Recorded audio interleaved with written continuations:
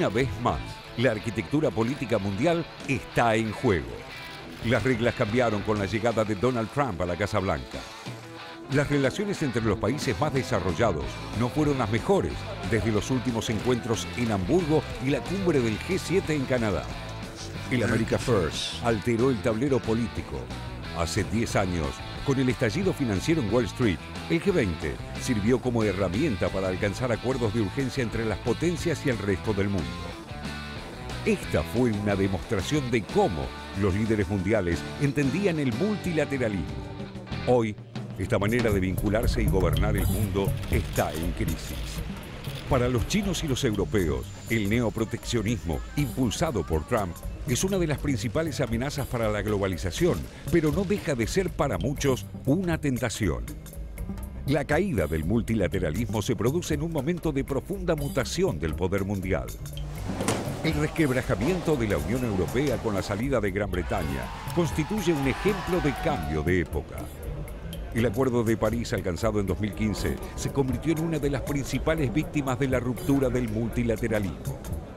La batalla contra el cambio climático logró consenso internacional, pero Washington decidió abandonarlo, como también lo hizo con el tratado nuclear con Irán, suscrito junto a la Unión Europea.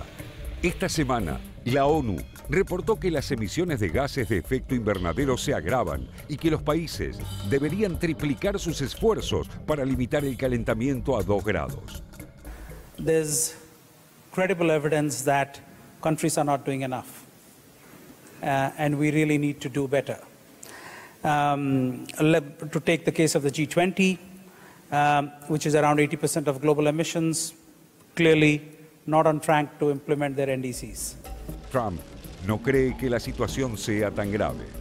Pese a que la mayoría de los países del G20 defienden la casi caduca institución multilateral, en el último tiempo prevaleció la llamada diplomacia de las cumbres. Por estas horas, el encuentro en Buenos Aires estará eclipsado por la tripolaridad de Estados Unidos, China y Rusia. Más allá de cómo se diriman los conflictos económicos y geopolíticos entre estas naciones, el documento final de la cumbre reflejará las presiones que estos países ejerzan sobre los ejes temáticos de la agenda. Las nuevas guerras y sus consecuencias en las poblaciones, provocando masivos desplazamientos, entran también en la discusión sobre una nueva configuración de la política exterior.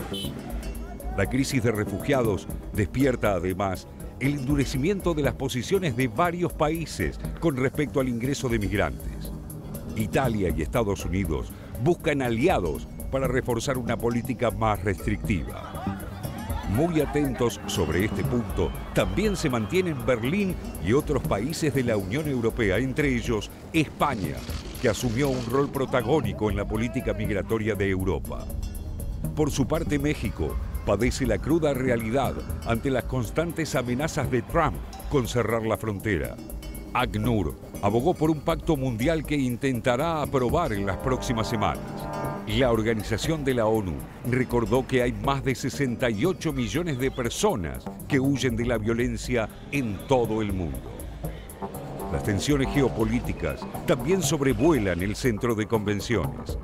La guerra en Yemen y el asesinato del periodista saudí incomodan los vínculos estratégicos que mantienen las grandes potencias con Riad, aunque al parecer muy pocos gobiernos estarían dispuestos a abandonar el negocio armamentístico con la monarquía saudita.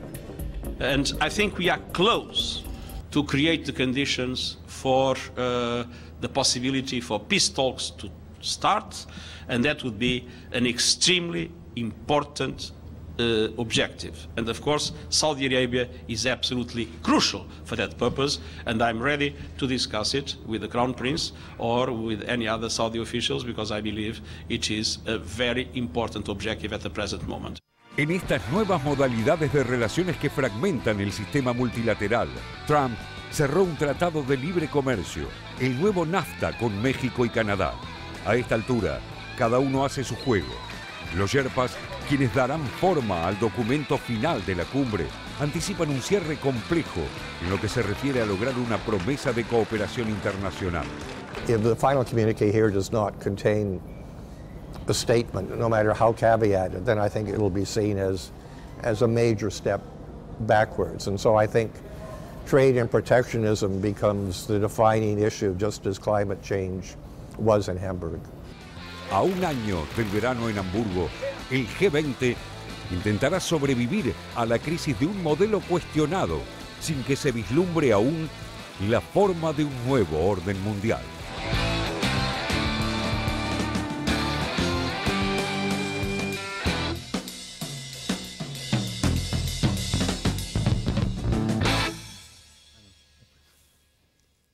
Le decíamos que íbamos a hablar del tema de los ejes de este G20 y está con nosotros Federico Merque, investigador del CONICET y profesor en la Universidad de San Andrés, para acompañarnos en tratar de desentrañar un poquito cuáles son estos ejes, estos temas que aparecen, en donde además lo que se trata es de consensuar un documento en donde se mide cada coma, Federico, ¿no? Así es, buenas noches. Sí. ¿Cómo estás? Párrafo por párrafo.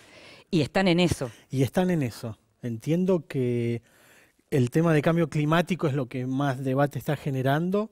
Probablemente tengan que estar hasta altas horas de la madrugada para llegar a un documento final, si es que finalmente sale, ¿no? Expliquémosle a la gente que los que están haciendo eso no son ni Trump, ni Putin. No, son los Sherpas, son lo que se llaman los Sherpas, que ellos tratan de consensuar un documento que recoge también lo que es el canal de finanzas, ¿no? Finanzas y Sherpas. Y eso debería terminar un documento que tendrá 4 o 5 carillas, supongo. Bastante menos que las de Hamburgo del año pasado. Justamente quieren evitar, probablemente, quieren evitar que haya mucho y en donde se pueda meter mucho la pata. Exactamente, exactamente. La idea del gobierno argentino, entiendo yo, era llegar a un documento más bien corto y sustantivo, ¿no? Lo de sustantivo hay que ver si se logra. ¿A vos te parece, por lo que estamos viendo de lo que son los ejes que en principio impulsó la presidencia argentina del G20 y demás, es posible que esta cumbre tenga alguna utilidad? Te lo digo así. Yo creo que hay una utilidad en el G20. A ver. Y a mí me parece que la utilidad más interesante del G20 no es el documento final, porque el documento no es vinculante, no es un compromiso que sí o sí hay que cumplir. El G20 no monitorea, no sanciona al que no cumple. A mí me parece que lo más interesante del G20 es toda la discusión del año. No la cumbre de los líderes es lindo para los medios, la foto, etc. Pero la discusión más sustantiva es una conversación de más de 50 reuniones donde ahí se discuten a fondo cada uno de los temas. Y entonces, la idea de que 19 países, 19 más la Unión Europea, durante todo el año interactúen las burocracias en distintos niveles, en torno a una agenda que cada vez está más fragmentada. El G20 trata de que no se desarme este sistema internacional. Entonces me parece que la utilidad del G20 no es en los resultados, sino en el proceso. Pero aunque esté ese proceso, y ahora te van a preguntar mis colegas, está ese proceso, llegamos a hoy y hay un presidente en los Estados Unidos que sabemos que tiene un peso que no tiene el resto de los presidentes. En todo caso podríamos empezar a discutir el peso del presidente de China, pero digo, en este caso, y en lo que tiene que ver con nosotros, el presidente de los Estados Unidos, que de pronto viene, patea el tablero, y entonces, ¿qué queda de eso?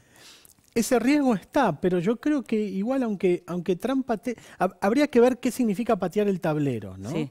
Me parece que patear el tablero para en general sería no un documento que no contemple la cuestión comercial ni la cuestión de cambio climático, sí, que para Trump son los temas más importantes, ¿no? Yo creo que, intuyo que no va a patear el tablero. Okay. Pero incluso aunque lo pateara, a mí me parece que sigue siendo útil el G20. ¿Por qué digo esto?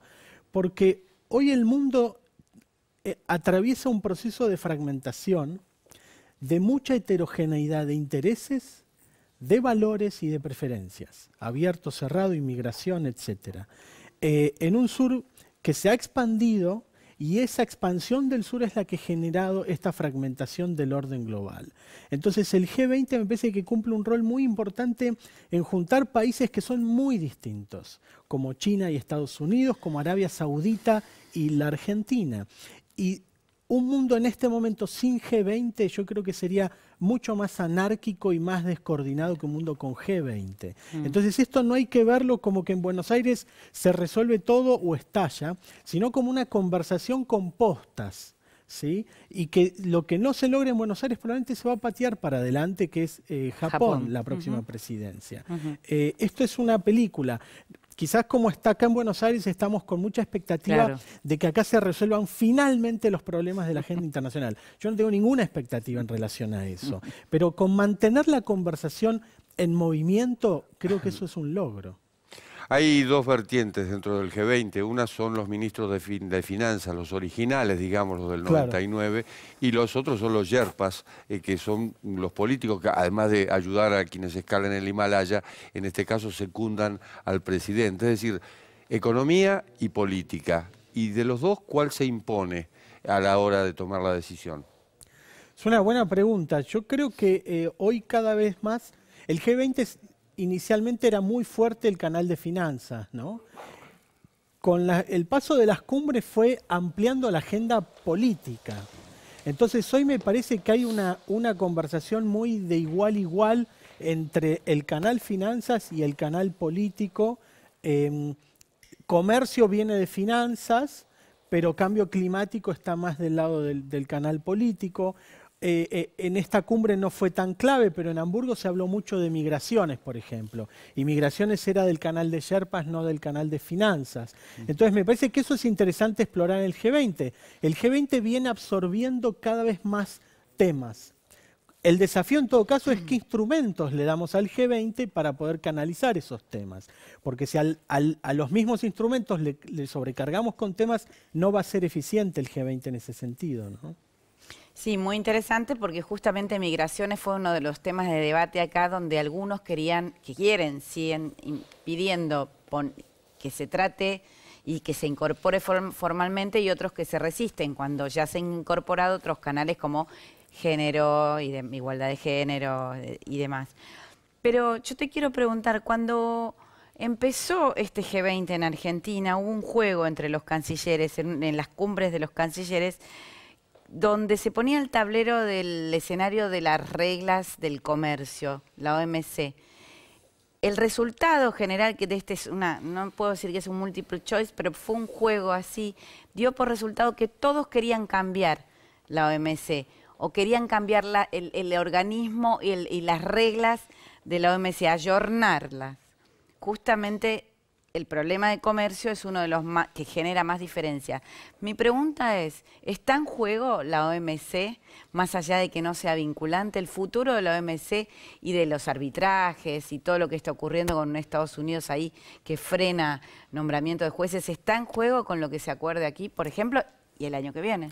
Absolutamente, yo creo que sí. Creo que está en juego y me parece que escuchaba a Bouzas en el bloque anterior. Es fundamental que exista una discusión acerca de qué se quiere hacer con la OMC. Yo no estoy viendo esa discusión. Y Trump está bloqueando la OMC de la manera más pícara, que es vetando el nombramiento de árbitros. Obama también lo hacía. Y Obama también, exactamente. Es vetando el nombramiento de árbitros. Curiosamente, la OMC fue un poco un instrumento muy impulsado por Estados Unidos, cuando pensó que era el espacio para promover la apertura comercial, las negociaciones comerciales, hasta que Estados Unidos empezó a darse cuenta que la OMC jugaba en contra de los intereses norteamericanos y empezaron a limarla muy lentamente, ¿no? Entonces, no la quiere Estados Unidos y claramente para China la OMC es demasiado liberal para lo que son los estándares de la economía doméstica china, ¿no? Esta discusión de si China es o no una economía capitalista, por ejemplo, que parece una discusión del sexo de Los Ángeles y se sigue discutiendo. Y hay países que dicen China todavía no es una economía capitalista.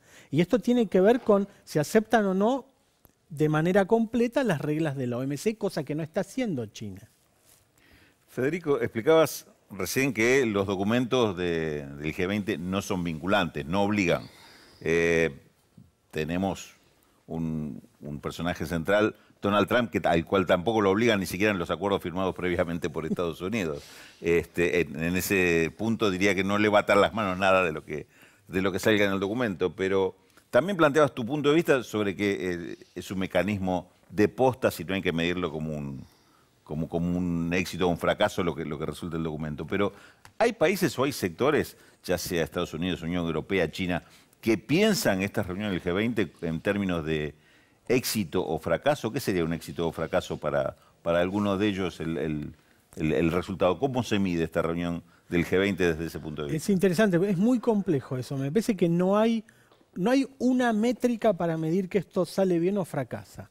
Porque el G20 no es superior a las partes que lo integran.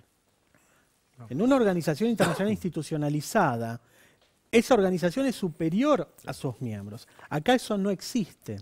Entonces lo que sucede es una fragmentación dentro del G20 que te genera todas estas bilaterales y paralelas, ¿no? Este G2, Estados Unidos, China, el G20 propiamente dicho. Ahora se está hablando del G9. El G9 serían los socios de Estados Unidos clásicos, Alemania, Francia, Canadá, Australia, Japón, Corea del Sur, que hoy están irritados o alienados por Trump y son los que tratan de resistir el orden liberal internacional, para ponerlo de una manera como se lo denomina actualmente, ¿no? Entonces, esa fragmentación hace difícil decir, bueno, ¿cuál es la cuenta que cada país hace para estimar que le fue bien o le fue mal? Yo creo que para Xi Jinping la agenda formal del G20 es secundaria. Y la agenda principal es el sábado a la tarde, es el G2 con Trump. Es la discusión de los aranceles y la cuestión, la guerra comercial, ¿no? Federico, vos contabas recién, cuando te preguntaba Natalia, cómo hay ciertos momentos en los cuales, sin caer, digamos, en una mirada imperialista boba, pero Estados Unidos impulsa la globalización, la OMC, los tratados comerciales, etcétera, y cuando de repente siente que eso empieza a dejar de convenirle, se desglobaliza, digamos, entonces e impulsa una desglobalización del mundo, rompe acuerdos comerciales que había firmado poco tiempo atrás, etcétera, etcétera. Argentina eligió como agenda para la cumbre del G20 temas más bien lavados, ¿no? El futuro del trabajo, la alimentación sustentable y demás. En otro momento, otros países del tercer mundo, inclusive la propia Argentina, bajo otro gobierno, Brasil también, intentaron poner en crisis, digamos, este orden global. En algún momento hablaron o quisieron discutir reestructuración de deuda soberana, fue mencionado en un documento, regulación de paraísos fiscales, regulación de flujos financieros globales. Es decir, en algún momento parecía que había una ventana de oportunidad para que el mundo en desarrollo, no digo condicionara, pero por lo menos incidiera dentro de la agenda de las grandes potencias. ¿Eso ya no existe más? Yo creo que, no sé si no existe más, por ahora va a quedar medio en suspenso, ¿no? Me parece que la apuesta de Argentina fue a tener una agenda que no generara más fricciones de las que ya se estaban dando en el plano comercial, geopolítico, ambiental, tema migraciones que se había discutido mucho en Hamburgo, y dijeron, bueno, ya se discutió mucho en Hamburgo, no lo discutamos. Y se eligieron temas en donde identificaron más chances de encontrar acuerdos que desacuerdos. Y es probable que en esos tres temas que presentó la Argentina haya acuerdos. Que los temas más ríspidos sean los que quedaron a un costado, ¿no? Gracias, Federico. Un placer. Muchísimas gracias.